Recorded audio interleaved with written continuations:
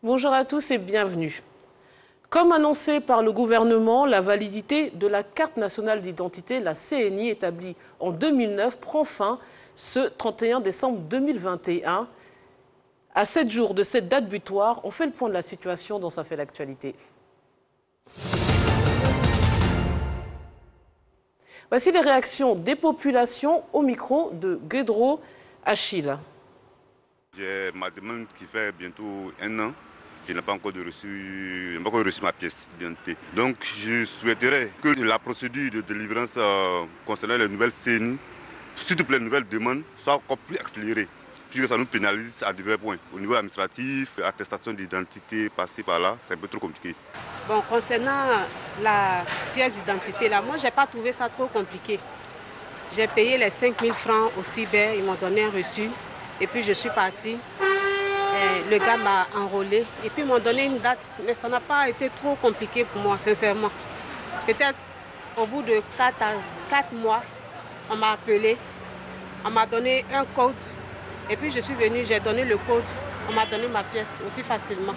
Voilà, concernant les procédures pour la carte d'identité là, vraiment moi-même je ne suis pas encore engagé. Parce que bon, vraiment tous mes gars ont trouvé que c'est trop bizarre, c'est trop lent, c'est trop difficile d'avoir. Bon, d'autres en tout cas arrivent à avoir, mais vraiment beaucoup se plaignent. Donc ça fait que moi-même j'ai temporisé d'abord. Et même moi-même, ma femme a ce problème, ça date de plus d'1 an. On va vous appeler, mais ça ne vient jamais. Et c'est comme ça, on attend seulement. Bon, quand tu vas, on te dit toujours bon, tu vas recevoir un message et puis ça s'arrête là. Moi, sur mon côté, bon, ça a été facile, franchement dit.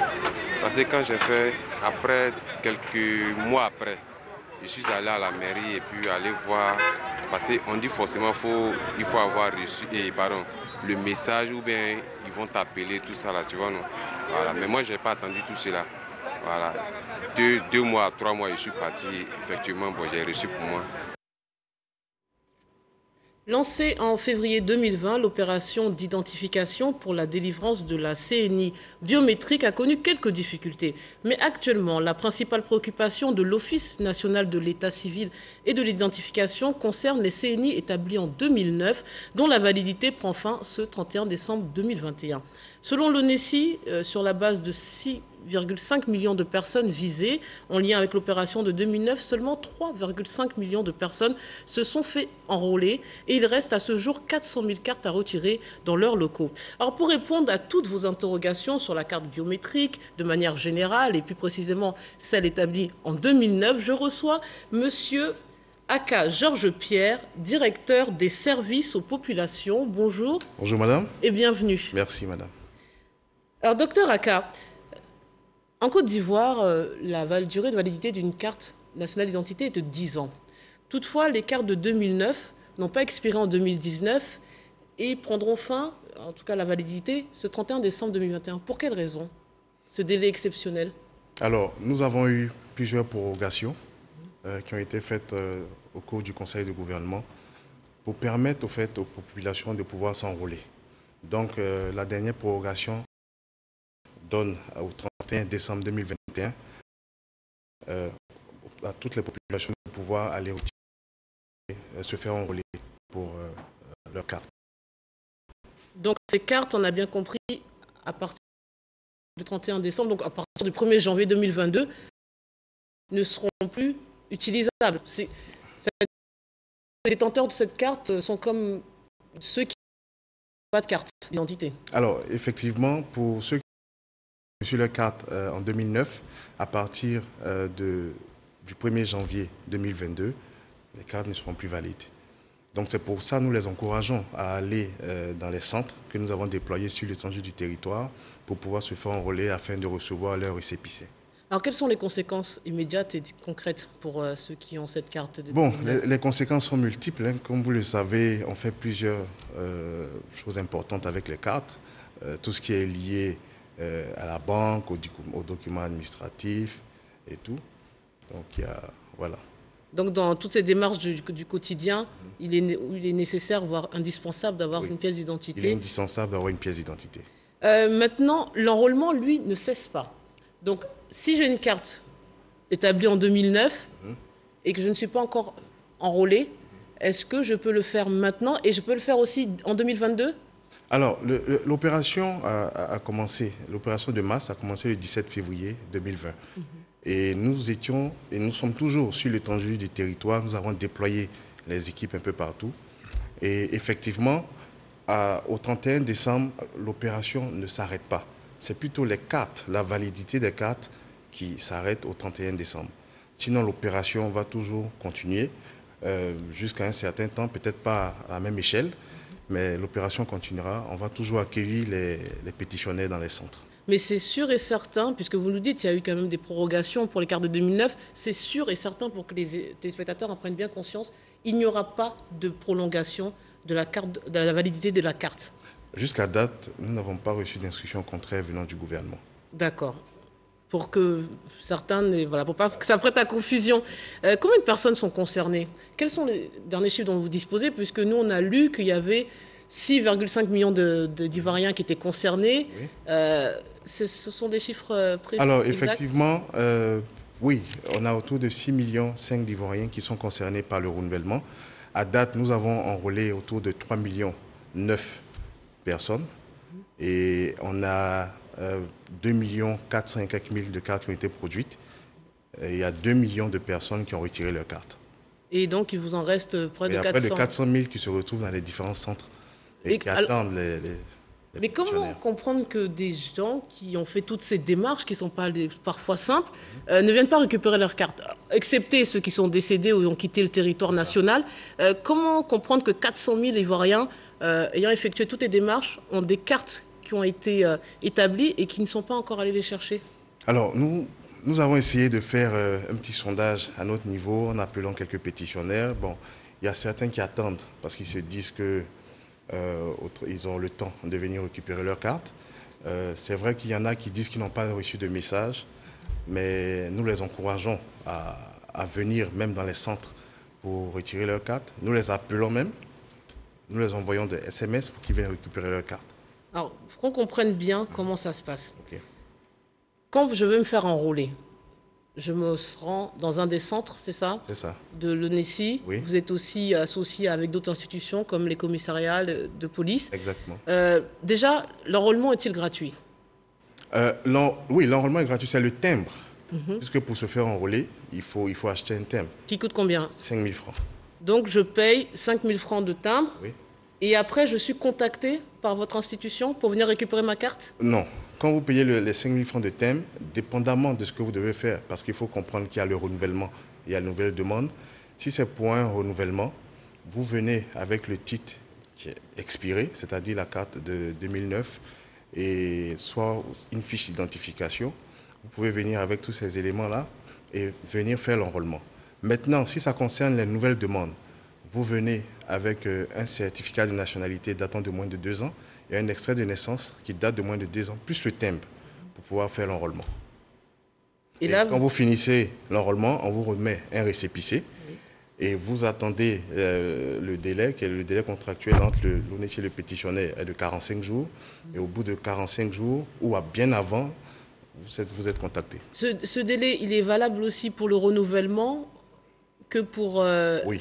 La première carte que... Ce délai est valable pour le les 45 jours. Et la nouvelle demande. Mais il semble ne jamais être respecté, puisqu'on a vraiment de multiples exemples de personnes, d'individus qui ont fait leur dossier. Okay.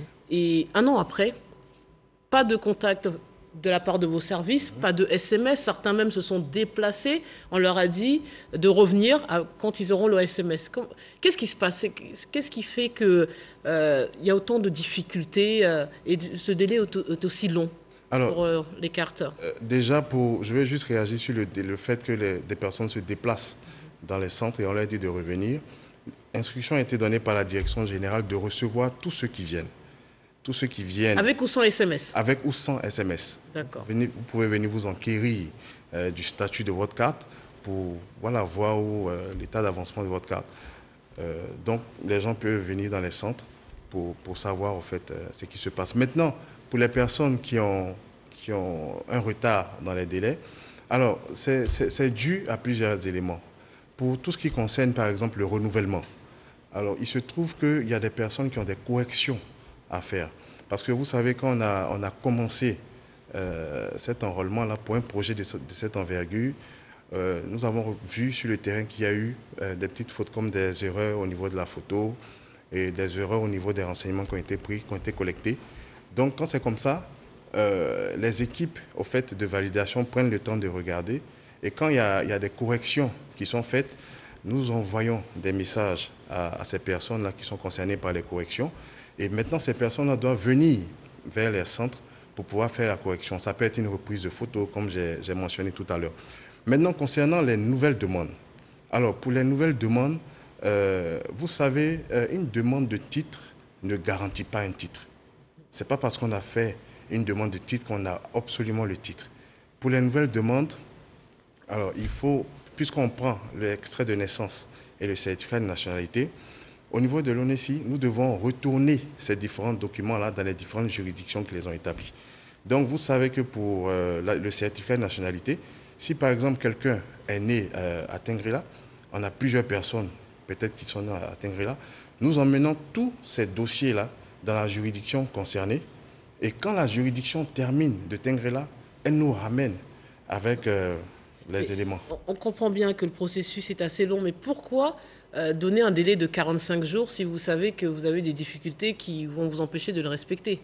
Non, c'est le délai qui a été donné et vous savez, vous avez vu tout à l'heure dans l'élément, il y a des personnes qui ont reçu leur carte. Bien sûr. En moins de 45 jours. Il y en a même qui reçoivent en 10 jours. Donc c'est un délai à titre informatif, c'est pas un délai, c'est Oui. pas une contrainte pour vos équipes. On ne Non, peut pas se prévaloir de ce délai non respecté. Non. C'est à titre indicatif. C'est un délai que nous avons donné aux pétitionnaires pour leur dire vous avez jusqu'à cette date pour venir prendre votre carte. Et bien après cette date, le pétitionnaire peut aller, comme j'ai mentionné dans le centre, pour vérifier si sa carte au fait est là. Alors qu'en est-il des cartes établies après 2009 ? Puisque effectivement, il y a des cartes qui expirent ce 31 décembre, mais nous qui avons des cartes qui datent de 2015 ou autres, on doit aussi aller vous solliciter pour avoir une carte biométrique ? Alors, les cartes qui ont été établies après, vous avez donné l'exemple de 2015, restent toujours valables. Jusqu'en 2025. Voilà, Enfin, en tout jusqu'en cas, 10 ans 2025. après. Mais nous encourageons, en tout cas les détenteurs de ces cartes, à quand même aller se faire enrôler. Mais ça veut dire que je vais me retrouver avec deux cartes ? Si je viens me faire enrôler, j'aurai Oui, une carte jaune et une carte verte ? Oui, mais il faut comprendre au fait ce qu'est la carte au fait d'identité biométrique. En fait, c'est une carte, si je peux Bien sûr. aller un peu plus loin dans l'explication, c'est une carte au fait qui a été décidée suite à une conférence des chefs d'État en 2014. Et c'est une directive de la CEDEAO. Et au cours de cette directive, il a été donné instruction que tous les pays commencent au fait à déployer la carte nationale d'identité à partir de 2016. Donc à notre niveau, il y a une loi qui a été prise en 2019, qui est la loi 2019-566, qui donnait au fait tous les éléments pour pouvoir établir la carte nationale d'identité. Donc c'est suite à cela que la carte a été déployée. Et il y a plusieurs décrets qui découlent au fait de cette loi. Mais quelle est la particularité de la carte biométrique ? Quelle est la valeur ajoutée pour nous autres individus lambda ? Alors la carte biométrique au fait a une puce électronique. Et sur cette puce électronique, il y a plusieurs informations, telles par exemple la filiation. Alors, la carte d'identité biométrique a un numéro NNI. Elle était déjà à l'affiliation sur la carte jaune. L'affiliation était sur la carte jaune, Oui. mais maintenant, sur la carte verte, elle ne figure plus. Elle est dans la puce, elle est enregistrée dans la puce, Oui. mais elle n'est plus apparente sur la carte. Non, elle est enregistrée dans la puce. D'accord. Parce que tout à l'heure, je donnais les différentes lois, la loi 2019-566, parce que pour l'établissement de cette carte, comme j'ai mentionné tout à l'heure pour le renouvellement, les nouvelles demandes, on prend les différents documents où il y a les filiations. Donc vous comprenez que les filiations, en fait, sont déjà dans les documents et ce sont ces filiations-là qui sont retournées sur la puce électronique. Et il y a aussi le décret, en fait, 2019-945, qui établit, en fait, les différents champs qui doivent être sur la carte. Et dans le décret qui a été établi, qui a été pris en Conseil des ministres, la filiation n'y figure pas. Par contre, ce qui apparaît, c'est la signature du DG de l'ONESI. Oui. Ça surprend certains, mais là encore, il faut respecter les textes internationaux. Oui, c'est ce que les textes disent. Il faut que pour une telle carte biométrique, une carte avancée, il faut qu'il y ait la signature de l'autorité sur la carte. Donc c'est pour ça que certains voient apparaître la signature du premier responsable de votre institution et disparaître leur filiation sur la carte. C'est juste pas... Ça ne disparaît pas, c'est dans la puce au fait. Mais parler de la puce justement, avec tout ce qu'on entend sur le respect de la vie privée, des informations numériques, comment garantissez-vous aux populations la préservation de toutes ces informations? Alors, je suis heureux que vous parlez du respect de la vie privée, ce qui emmène à la loi sur la protection des données à caractère personnel, qui est la loi 2013-450. Alors, au travers de cette loi, il est mentionné que des informations précises, en tout cas lorsqu'on doit délivrer certains titres, des informations qui concernent l'individu doivent figurer sur la carte. Alors, comme information précise, on a la photo, on a le nom, on a le prénom, on a l'âge et tout. La signature même est sur la carte en devant. Et ce sont ces informations-là, en fait, qui figurent sur la carte. Donc, le fait que ces informations figurent sur la carte protège même celui qui a la carte. Parce que je vais vous donner un exemple. Vous savez, avec la carte Orange, il y a eu certaines choses, par exemple, qui sont passées.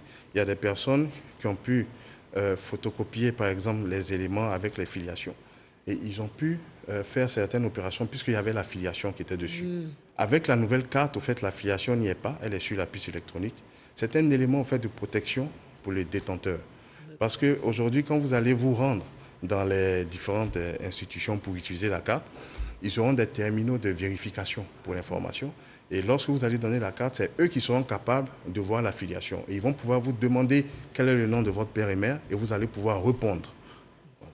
Donc ça nous protège plus, vous voulez nous dire, le fait que cette puce soit accessible qu'à certains services avec des terminaux spéciaux et non à monsieur, madame, tout le monde. Je me suis procuré plusieurs questions sur vos différents supports de communication, des questions qui sont assez récurrentes et je vais vous les poser puisqu'elles sont très concrètes. Justement, encore le délai. Ils sont nombreux à nous dire qu'ils ont fait des demandes bien avant certains. Là, cette personne nous dit qu'elle a fait sa demande il y a 2 ans. Toujours pas de nouvelles, mais qu'on connaît une personne qui a fait une demande 1 an après et cette personne a reçu sa carte. Comment vous expliquez cet anachronisme, en fait? Oui, alors j'ai mentionné tout à l'heure qu'effectivement, il y avait des cas de correction. Oui. Sûrement que cette personne-là est concernée par ces cas de correction et je l'invite vraiment à se diriger vers nos services ou à juste appeler le 1340, qui est notre call center, et ils vont pouvoir donner plus d'informations à cette personne. Et justement, comment faire pour voir où en est la confection de la carte, le statut? Pour voir le statut de la carte, il faut aller sur onesi.ci et vérifier le statut. Vous pouvez aussi, comme j'ai mentionné tout à l'heure, appeler le 1340 et les équipes sur place seront capables de vous donner le statut de la carte. Alors, certains nous disent pourquoi devrions-nous payer 5 000 francs CFA pour la CNI alors qu'elle était gratuite? Ils sont beaucoup à croire que la carte nationale d'identité était gratuite. Bon, alors, les 5 000 francs proviennent de la loi des finances qui a été prise en 2014 et cette loi a été validée à l'Assemblée nationale. Oui. Donc, c'est suite à la validation de cette carte au niveau de l'Assemblée nationale que, voilà, au niveau de l'ONESI, nous appliquons ce qui a été fait. Et c'est que 5 000 francs qu'on doit payer. Oui, 5 000 francs le timbre, voilà. Uniquement le timbre. Et pas d'autres sommes, nous sommes d'accord. Là aussi, on va s'intéresser peut-être aux Ivoiriens à l'étranger, parce qu'ils ne sont pas là physiquement. Quelles sont les démarches qu'ils doivent suivre pour pouvoir renouveler leur carte? Alors, pour les Ivoiriens de l'étranger, l'enrôlement va commencer à la fin du premier trimestre 2022. Et il y aura une communication officielle qui va sortir très bientôt pour leur dire, au fait, les éléments de documents qu'ils devront fournir pour cet enrôlement. Qui se passera à l'étranger. Oui. J'ai cru comprendre que vous aviez présélectionné la France, peut-être la Belgique, en Europe, et puis le Sénégal, peut-être en Afrique, pourra établir des cartes directement sur place. Oui, ça a été, le directeur général l'avait mentionné, la France, la Belgique, le Sénégal, le Burkina Faso et plein d'autres pays. Alors ça dépend en fait de la proportionnalité des Ivoiriens dans les différents pays. Mais ils pourront sur place récupérer leurs pièces d'identité sans avoir à venir sur le territoire ivoirien? Non, oui, ils ont fait leur enrôlement là-bas et nous allons leur emmener leur carte sur place. Alors maintenant, nous sommes en période de vacances, dite de fête. Est-ce que vos horaires vont être modifiés? Est-ce que vous allez pouvoir recevoir tout le monde d'ici le 31? Alors, nos horaires ne sont pas modifiés. Nous sommes ouverts du lundi au vendredi de 8h à 17h et le samedi de 8h à 15h. Et présentement, pendant ces congés de Noël, nous organisons ce qu'on appelle la semaine du pétitionnaire. Oui. Et la semaine du pétitionnaire se fait dans une centaine d'établissements sur l'étendue du territoire. Et ce qui se passe, c'est que nous déployons nos équipes dans des établissements scolaires qui sont fermés à cause des vacances. Et là-bas, nous faisons l'enrôlement, les nouvelles demandes, les corrections pour les pétitionnaires qui viennent. Donc, pour bien rappeler ce que vous nous disiez par rapport à ceux qui ont des cartes en cours de validité, comme nous autres, vous nous conseillez vivement d'aller quand même chercher la carte biométrique. Les deux cartes sont sous le même régime. On peut les utiliser indifféremment. Si j'accède à votre demande et que je vais m'enrôler pour avoir la carte biométrique, j'aurai deux cartes à ma possession. Alors, ça ne pose pas de problème juridique, ça ne pose pas de problème... Bon, c'est intriguant comme... Oui, ça ne pose pas de problème en ce moment parce que sur la nouvelle carte, vous avez ce qu'on appelle le NNI. Je l'ai mentionné, qui est le numéro d'identification, le numéro national d'identification. C'est un numéro unique qui est en arrière. Et ça fait partie, au fait, des éléments, des composants du registre national de personnes physiques, qui est le RNPP. Donc, à chaque fois que des personnes, par exemple, vont se faire enrôler pour la nouvelle carte, ce numéro-là leur sera attribué sur la carte. Et le RNPP dit que pour les nouvelles naissances, pour les personnes même qui vont rentrer dans le pays au travers des frontières, un numéro d'identification unique leur sera attribué. Donc, en allant faire ce nouvel enrôlement-là, vous allez immédiatement avoir ce numéro d'identification unique. Mais allez-y. Mais il n'y aura pas, au fait, jusqu'à ce que votre carte puisse expirer. Je peux utiliser les deux, comme je le souhaite, à tout moment. C'est-à-dire qu'un jour, je peux présenter la carte jaune, un jour la carte verte.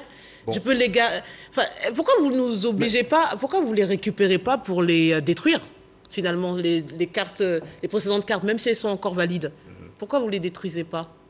Bon, jusqu'à date, on les détruit pas pour le moment. En tout cas, la plupart des personnes que je connais et que j'entends, dès qu'ils ont la nouvelle carte, ils préfèrent l'utiliser.